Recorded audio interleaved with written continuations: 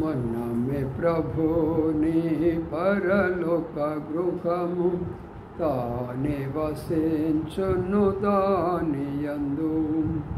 మనమే ప్రభుని పరలోక గృహము తానే వసించును దానియందు. నల్లని తెల్లని వారని లేదు, నల్లని తెల్లని వారని లేదు, ధనికులు దరిద్రులనియు లేదు, ధనికులు దరిద్రులనియు లేదు, ఆమరులని జ్ఞానులనియు లేదు, ఆమరులని జ్ఞానులని లేదు, యేసు ప్రభువే సర్వముగా, యేసు ప్రభువే సర్వముగా. మనమే ప్రభుని పరలోక గృహము తానే వసించును దానియందు. మనమే ప్రభుని పరలోక గృహము తానే వసించును దానియందు. అందరూ ప్రైజ్ లార్డ్. ప్రభు కృపను బట్టి ప్రభు యొక్క వాక్యాన్ని ధ్యానించేదాని కొరకై ప్రభు మనకి ఇచ్చిన సమయాన్ని బట్టి ప్రభుని స్తుతిస్తూ ఉంటున్నాం. కొంతమంది ఉత్తర భారతదేశం నుంచి మన వర్తమానాలు వింటూ, బ్రదర్ మీ వర్తమానాలు మాకు అర్థం కావటం లేదు, మాకు ఇంగ్లీష్లో కానీ హిందీలో కానీ చెప్పండి, మాకు అర్థమవుతుంది అంటున్నారు. అందుకనే మనము ప్రభుని పరలోక గృహము కాబట్టి నల్లని తెల్లని వారని కానీ, నార్త్ ఇండియా సౌత్ ఇండియాని కానీ, పేదవాళ్ళు ధనవంతులని కానీ, లేదా చదువుకున్నారు చదువు అనేది మనకు లేదు కాబట్టి వాళ్ళ కొరకై మీకు అర్థమయ్యే రీతిగా 2 భాషల్లో చెప్తాను, క్లుప్తంగా చెప్తాను. ఇద్దరు కూడా అర్థం చేసుకోవడానికి ప్రయత్నం చేయండి. తెలుగువారు హిందీ వారు కూడా అర్థం చేసుకోవడానికి ప్రయత్నం చేయండి. ప్రార్థన చేసుకుందాం. हमारे प्रेमय अनुग्रही सर्वशक्तिमान परमेश्वर पिता, तेरे स्तुति और धन्यवाद देते हैं प्रभु समय के लिए, और आज आपने समय हमारे लिए दिया, इसलिए धन्यवाद देते हैं प्रभु। आपका वचन का ऊपर ध्यान करने के लिए जा रहा हूँ, तो तेरे दास को तेरे हाथ में सौंप देते और तेरा आत्मा से अभिषेक करे, और जो वचन दे रहा है और यहाँ का लोग और तेलुगु में जो लोग सुन रहा है और हिंदी में जो लोग सुन रहा है, सबको परमेश्वर वचन का गहरी बात उनको समझकर आकर सच्चा में उन लोगों ने अपना जीवन बिताकर आप आने तक अपना जीवन में आगे बढ़ने के लिए सहायता करने के लिए, और हर प्रकार का दुष्ट आत्मा को और डिस्टर्बेंस को तेरे नाम से बांध देते हुए धन्यवाद का साथ यीशु नाम से मांगता हूँ, सुन और ग्रहण कर, आमीन। आज हम देखेंगे परमेश्वर का वचन में कई बातों को, और हमारे लिए, हमारा मंडली के लिए, हमारा आत्मीय जीवन के लिए क्या लिखा है. ఈ దినం మనము దేవుని యొక్క వాక్యంలో కొన్ని విషయాలు చూడబోతుంటున్నాము. మన ఆత్మీయ జీవితం కొరకై, మన సంఘ జీవితం కొరకై కొన్ని ప్రాముఖ్యమైనటువంటి విషయాలు మనం తెలుసుకోబోతుంటున్నాం. क्योंकि आजकल हम देखते हर जगह में बहुत प्रकार का और उपदेशक लोग और प्रीचर्स और कई प्रकार का और वचन देने वाला, गलती से वचन देने वाला, छोटा से वचन देने वाला, अपना इच्छा से वचन देने वाला, हर प्रकार का लोग आजकल हम देखते सारे दुनिया में. ఈ రోజులో మనం చూస్తుంటున్నాం ఎవరి ఇష్టానుసారంగా వాడు భిన్నమైనటువంటి బోధలు, అబద్ధమైనటువంటి బోధలు ఇవన్నీ కూడా చేస్తూ ప్రజలను తప్పు మార్గంలో పట్టిస్తుంటున్నారు. इसलिए प्रिय भाई बहनों, हम परमेश्वर वचन में यदि गहरे से हम उसको ध्यान करेगा तो परमेश्वर अपने को हर बात को प्रकट करेगा. అందుకనే ప్రియమైన సోదరి సోదరులారా, దేవుని యొక్క వాక్యాన్ని మనము లోతుగా మనం ధ్యానించినప్పుడు మాత్రమే ఆ సత్యాలు మనకు బయపడతాయి. हम देखेंगे यहाँ पे पहले बात एफएससी का किताब में दूसरा अध्याय, एफएससी किताब और एफएससी का पत्रिका और दूसरा अध्याय में हम इस बात को देखेंगे. एफएससी राष्ट्र पत्रिका 2 अध्यायము 20వ వచనం 20 वचन में हम पढ़ेगा 20వ వచనం చదువుతున్నాను, మరి మీరు కూడా వినండి. క్రీస్తు యేసే ముఖ్యమైన మూలరాయి ఉండగా అపోస్తులు ప్రవక్తలు వేసిన పునాది మీద మీరు కట్టబడి ఉన్నారు. ప్రతి కట్టడము ఆయనలో చక్కగా అమర్చబడి ప్రభువునందు పరిశుద్ధమైన దేవాలయం మటుకు వృద్ధి పొందుతున్నది. और दूसरे बात हम देख सकते, రెండో విషయాన్ని కూడా మనం చూద్దాము. అపోస్తుల కార్యము ప్రేరితుల యొక్క శిక్ష में 20 अध्याय 20 अध्यायము और 28 वचन 28వ వచనము చదువుకుందాం. దేవుడు తన స్వరక్తమిచ్చి సంపాదించిన తన సంఘమును కాయుటకు పరిశుద్ధాత్మ మిమ్మల్ని దేనియందు అధ్యక్షులుగా వచ్చినో ఆ యావత్ మందును గురించి మీ మట్టుకు మిమ్మల్ని గురించి జాగ్రత్తగా ఉండుడి. परमेश्वर इस वचन को प्राशिस्ते प्रभु యొక్క వాక్యాన్ని దీవించి ఆశీర్వదించుగాక. प्रिय भाई बहनों, हम यहाँ पे देखते परमेश्वर का मंडली क्या हो सकता है. ఇక్కడ మనం దేవుని యొక్క వాక్యాలు గమనిస్తే దేవుని యొక్క సంఘం అంటే ఎలాగా ఉంటుంది అనే విషయాన్ని గురించి మనం ధ్యానిస్తాం. ఇక్కడ यहाँ पे ये बात लिखा है, परमेश्वर मंडली ऐसी होता है जो प्रभु यीशु मसीह का परमेश्वर का लहू से जितना लोग ने धुलावट हुआ साफ कर लिया, उस लहू का द्वारा शुद्ध हो गया, उन सब लोगों को मंडली बोलता है परमेश्वर वचन में. ఇక్కడ రాయబడినటువంటి మాట ఏంటంటే దేవుడు స్వరక్తం ఇచ్చి సంపాదించినటువంటి సంఘము అనే మాట రాయబడుతూ ఉంటుంది. इसलिए जितना लोग मंडली में आया है, क्या आप लोग अपना पाप को कबूल कर लिया? क्या आप अपना पाप को पश्चाताप कर लिया? क्या आप प्रभु यीशु मसीह को विश्वास किया? क्या आप प्रभु यीशु मसीह का पास आकर घुटने टेक कर और रो रो के अपना सारे पापों को गलतियों को क्षमा मांग लिया? उन लोगों को बोल सकता है परमेश्वर का मंडली. నీవు ప్రభునటువంటి యేసుక్రీస్తు దగ్గరికి వచ్చి మోకాళ్ళుని పశ్చాత్తాపడ్డావా? నీ పాపాల విషయంలో పశ్చాత్తాపడ్డావా? ఆయన పరిశుద్ధమైన రక్తము నా పాపాలు కడిగిందని నువ్వు నమ్ముతూ ఉంటున్నావా? ప్రభువైన యేసుక్రీస్తు వారు నీ కొరకు రక్తం కార్చడని నువ్వు నమ్ముతూ ఉంటున్నావా? అలాంటి వారు ఎవరైతే పశ్చాత్తాపడుతూ ఉంటున్నారో అలాంటి వారు మాత్రమే దేవుని సంఘముగా పిలువబడుతూ ఉంటున్నది.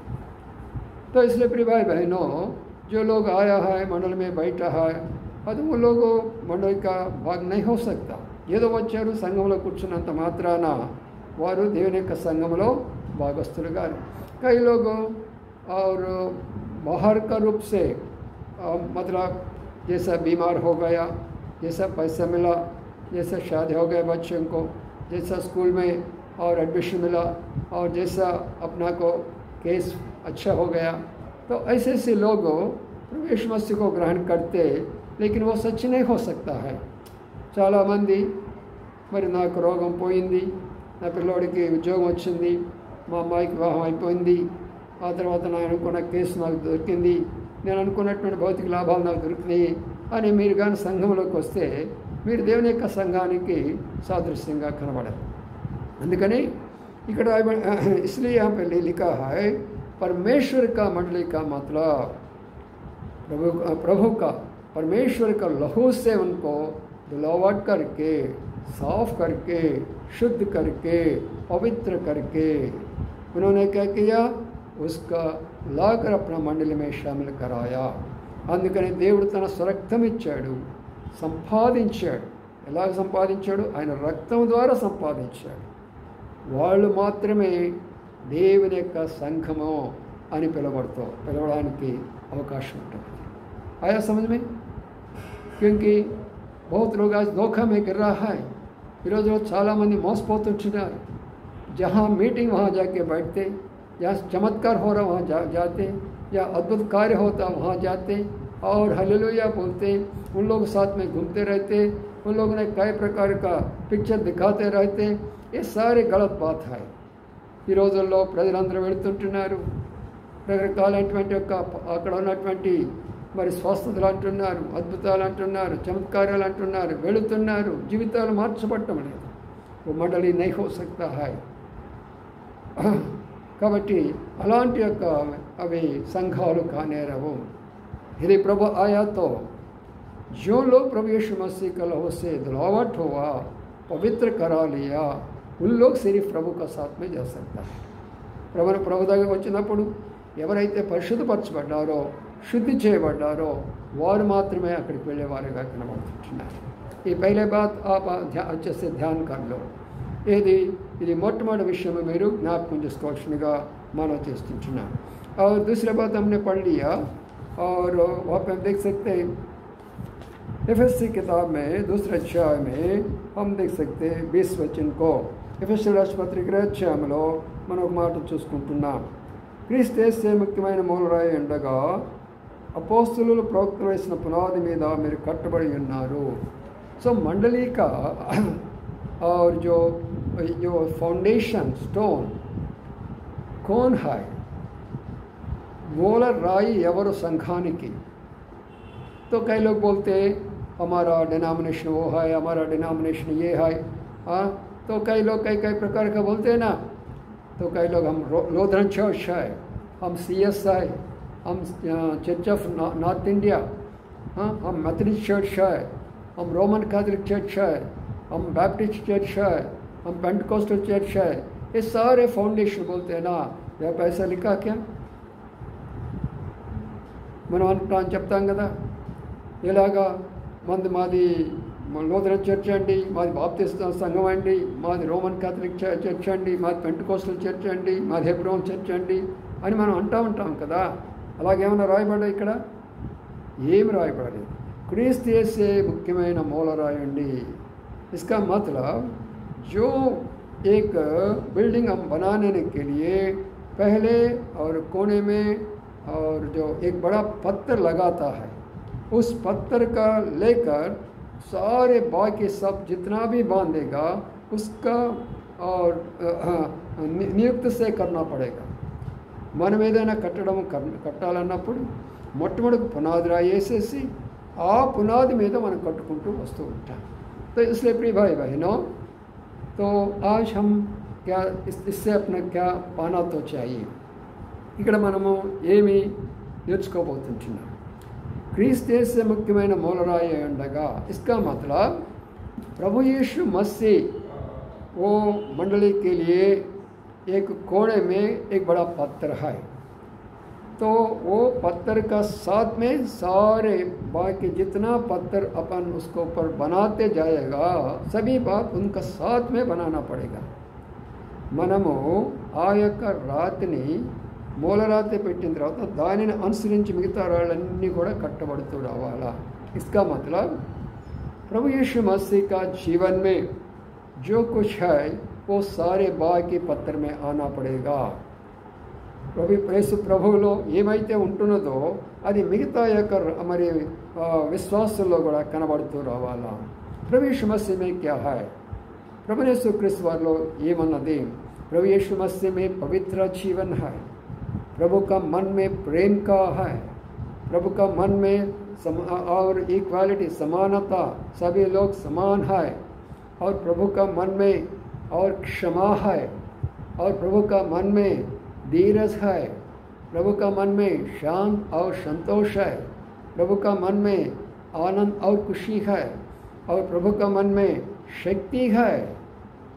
మన గారు గమనించినట్లయితే ప్రభులో ఏమేమి ఉన్నాయని మనం చూసినట్లయితే ఆయనలో పవిత్రత ఉన్నది, పరిశుద్ధత ఉన్నది, ఆయనలో క్షమాపణ ఉన్నది, ఆయనలో శాంతి ఉన్నది, ఆయనలో సంతోషం ఉన్నది, ఆయనలో సమాధానం ఉన్నది, ఆయనలో ఆనందం ఉన్నది, ఆయనలో దీర్ఘశాంతం ఉన్నది। तो इसलिए ये सारे बात का साथ में मंडली बनाना पड़ेगा। అందుకని మనము ఇలాంటి లక్షణాల ద్వారా మనం సంఘాన్ని నిర్మించాలా। क्या क्या बात मैंने बोले? ఏ విషయం నేను మీకు చెప్పాను? प्रभु में पवित्र जीवन अपन देख सकते, इसलिए मंडली का जीवन में पवित्र का जीवन हम देखना। जितना लोग मंडल में आते हैं वो सब लोग पवित्र जीवन बिताना पड़ेगा। ఎంతమంది దేవుని యొక్క సంఘంలోకి వస్తారో మనమందరం పరిశుద్ధంగా జీవించాలి। हमारा सोच में विचारों में, देखने में, सुनने में, बात करने में, काम करने में, हर बातों में हमको पवित्र चाहिए. మనం ఆలోచన విషయంలో, తలంచే విషయంలో, చూసే విషయంలో, మాట్లాడే విషయంలో, చేసే విషయంలో, సమస్తమైన విషయాల్లో మనం పరిశుద్ధంగా ఉండాలి. तो इसलिए प्रिय भाई बहनों, वो मसीह कोने का पत्थर है. उस पत्थर का साथ में सारे बाकी सब पत्थर उनका साथ में रहना पड़ेगा और उनका शक्ति सबको मिलना पड़ेगा. ఇందుకనే ఆయన ముఖ్యమైన మూలరాయి అయినప్పుడు ఆయనతో పాటు కట్టబడుతున్న మనలో కూడా అలాంటి శక్తి, అలాంటి గుణగణాలు రావాలి. ఆయా సమझ ఇప్పుడు అర్థమైపోయిందా? इसलिए मंडली का किसी का नाम नहीं रखना. సంఘానికి ఎవరి పేరు పెట్టకూడదు. चाहे वो मार्टिन लूथर हो सकता, चाहे बाप्टिस्ट हो सकता, पेंटिकोस्टल हो सकता, नहीं तो फिर मेथोडिस्ट हो सकता, church of North India, church of South India, कोई भी हो सकता. किसी का नाम नहीं रखना. మనం చెప్పుకున్న రీతిగా మరి ఈ యొక్క పెంటికోస్టల్ అయినా సరే, లేక బాప్టిస్ట్ అయినా సరే, లూథర్ అయినా సరే, రోమన్ కాథలిక్లు అయినా సరే, ఎవరి పేరు పెట్టకూడదు. क्योंकि कोई भी वो इंसान के लिए अपना जान नहीं दिया और इंसान के लिए अपना खून नहीं बहाया और इंसान सारे जगत के लिए और अपना प्राण उसके ऊपर नहीं दिया. ఎందుకు చెప్తున్నానంటే వీళ్ళెవ్వరూ కూడా మానవుల కొరకై ప్రాణం పెట్టలేదు, మానవుల కొరకై రక్తాన్ని చెందించలేదు, వారి కొరకై వారి ప్రాణం అర్పించలేదు. इसलिए प्रिय भाई बहनों, तो मंडली का मतलब ये हो सकता और प्रभु यीशु मसीह का गुण, प्रेम का गुण, जैसा प्रभु ने सबको प्रेम किया हम सबको प्रेम करना पड़ेगा. चाहे वो अपना दुश्मन भी हो सकता. ప్రభుని యేసుక్రీస్తు వారు ఎలాగ ప్రేమించాడో మనం కూడా ప్రేమించాలి, మన శత్రువు అయినా సరే. जैसे प्रभु यीशु मसीह ने क्षमा किया और हम भी क्षमा करना पड़ेगा. ప్రభు యేసుక్రీస్తు మనల్ని ఎలాగ క్షమించాడో మనం కూడా ఒకరినొకరు క్షమించుకోవాలి. चाहे अपना घर में भी, अपना मंडल में भी, अपना काम करने जगह में, अपना अड़ोस में, पड़ोस में, अपना सभी प्रकार का लोगों को बीच में रहते सबको क्षमा करना पड़ेगा. మనం ఉన్న స్థానంలోనైనా, ఇరుగు పొరుగు వారితోనైనా, మన ఇంటి వారితోనైనా, లేక సంఘం వారితోనైనా, బయటలో ఉన్న వారితోనైనా, ఎక్కడో పనిచేస్తున్నప్పటికి కూడా అందరిని క్షమించే గుణం మనకు ఉండాలి. तो इसलिए प्रिय भाई बहनों, ऐसी बात लेकर जो मंडली बनाता है, बनते हैं, वो मंडली जब प्रभु यीशु मसीह आएगा उनका साथ में उठेगा, उनका साथ में जाएगा, उनका साथ हमेशा के लिए स्वर्ग में रहेगा. ప్రియమైన సోదరి సోదరులారా, అలాంటి సంఘం మాత్రమే ఎత్తబడుతుంది ప్రభు యేసుక్రీస్తు వారితోటి, ఆయనతో పాటు ఉండబోతుంది, పరలోకం కూడా వెళ్ళబోతూ ఉంటుంది. इसलिए जितना लोग आपने वचन सुना, ఎంతమంది అయితే వాక్యం విన్నారో, कौन सा मंडली में आप जा रहा है, ये संघाనికి నువ్వు వెళ్తూ ఉంటున్నా. क्या वहाँ पे पवित्र का जीवन है लोगों को बीच में? क्या प्रेम है उनको लोगों को बीच में? क्या समानता है उनको लोगों को बीच में? नहीं तो वो मंडली नहीं हो सकता है. నువ్వు వెళ్ళే యొక్క స్థలంలో పరిశుద్ధత ఉన్నదా? నువ్వు వెళ్ళే స్థలంలో మరి సమానం ఉన్నదా? నువ్వు వెళ్ళే యొక్క స్థలంలో మరి క్షమాపణ ఉన్నదా? నువ్వు వెళ్ళే స్థలంలో ప్రేమ ఉన్నదా? లేకపోయినట్లయితే అది దేవుడి సంఘం కాదు, అలాంటి వాడి దగ్గరికి వెళ్ళకూడదు.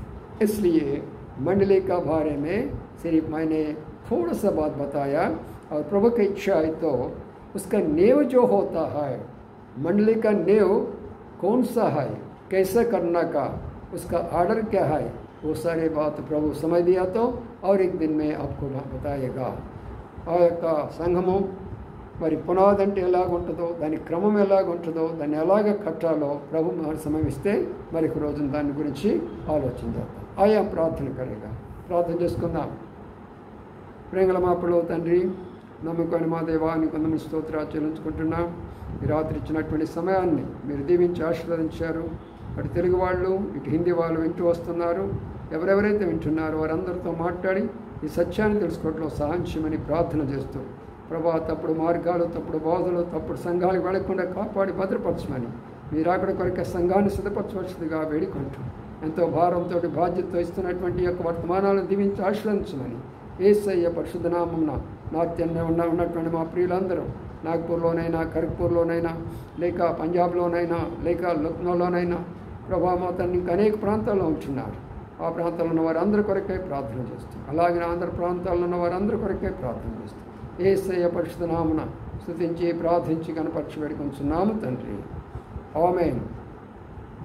जो लोग वचन सुना है सिर्फ आपके लिए अपने पास मत रखो, जो मैसेज आप शेयर कर सकते, आपके भाई लोगों को, बहन लोगों को, जो लोग गलती रास्ते में जा रहा और नॉमिनल क्रिश्चियन जीवन बिता रहा, उन सबको आप शेयर करिए ताकि उन लोग को भी फ़ायदा हो सकता है।